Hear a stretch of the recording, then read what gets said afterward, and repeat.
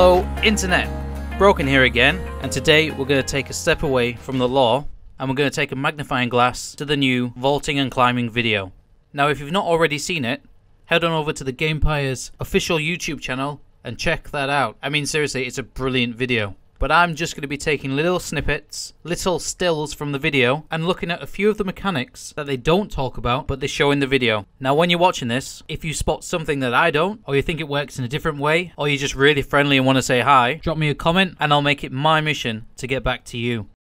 Okay, so we're going to go straight to the end of the video. Now I know we're working backwards, but trust me, some of the most important information is hidden at the end. Now they go on to talk about a depth of field effect that happens when you're using third person mode. I will cover that, but one of the most interesting things that happens in this section is right when they're talking about how they got the idea for this. And when a giant text box appears on the screen, one of the greatest features is shown off with no attention drawn to it whatsoever.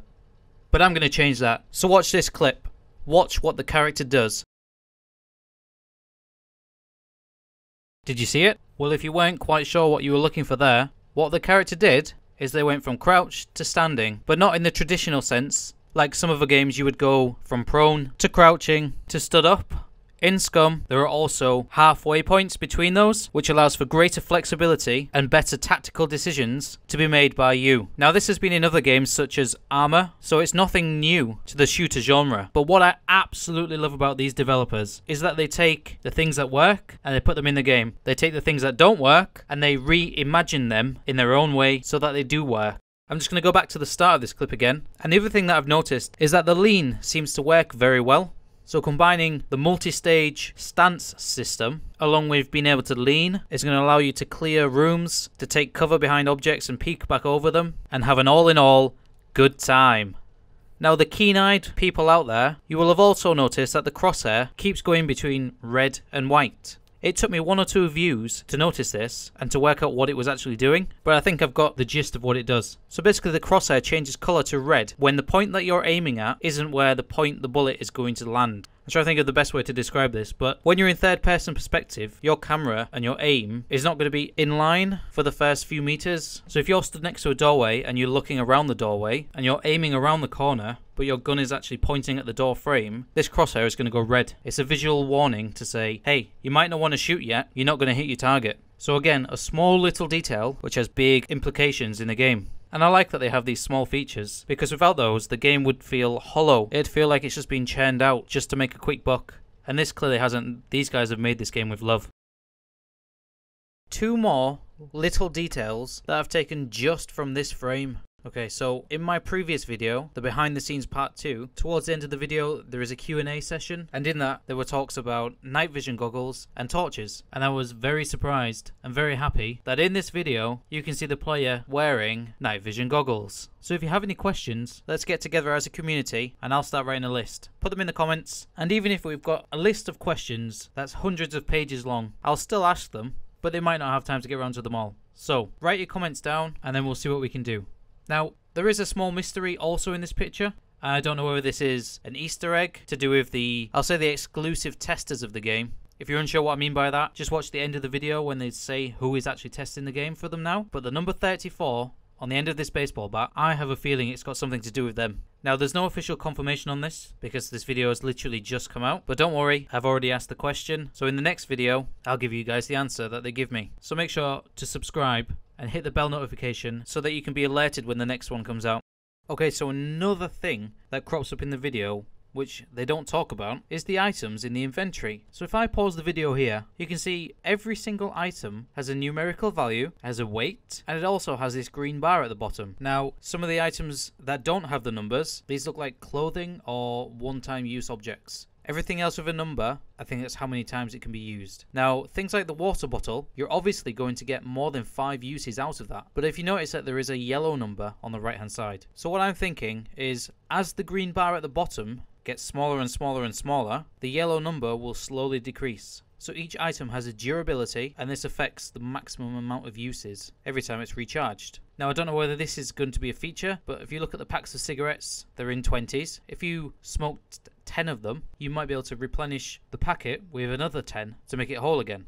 The same with a lighter, that might be just the fuel, but I'm not so sure about the food. I don't know how that would work. But we can also see that you have tin food, you have cheese, you've got garlic, you've got bread, there's a bone of all things, a battery, some pills. I'm not sure whether it's a carabiner or some sort of handcuff or maybe even a key. You can't really tell from this clip. And then they've also got some nails as well. And just before this, John Dick said the guy on the right had been collecting some valuable stuff, which means all these items are going to be usable in some way, shape or form. In what way?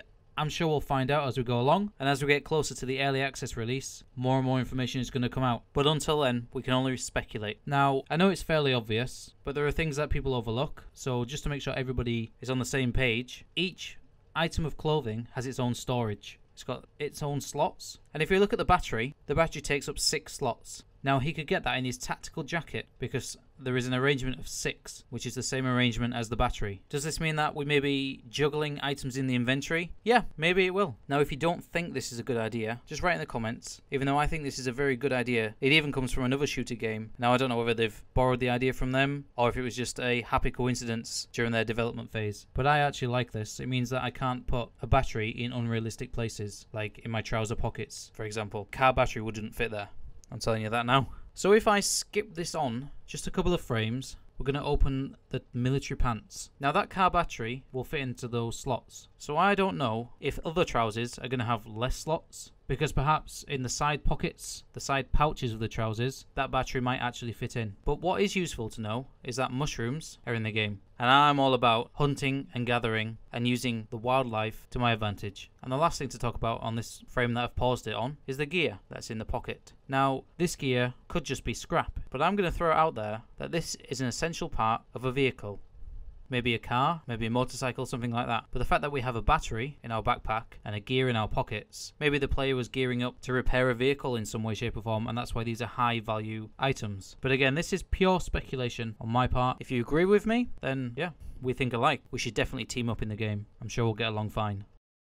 Now, the last thing to talk about in this video is about the clothing. Now, we started at the end of the video and we're going to end at the start of the video. So, paying attention to the puppets that are around, the first puppet on the right hand side, after we vaulted over the wall, you can see that his clothing is extremely worn, and you can see it's no longer a vibrant orange in most places. Now, this semi-confirms my theory about durability with clothing, which I guess links on to the items as well. But I thought just a little detail in the video there was worth picking out for you guys. Now, I don't know about you, but me personally, I am super excited for this. And the moment I can get my hands on this, you guys will get exclusive content. So when the game comes out, what content do you want? Do you want tutorials and guides? Do you want funny moments? Do you want gameplay? Just straight up combat? Would you prefer live streams? If you guys let me know, I'll make sure to do it.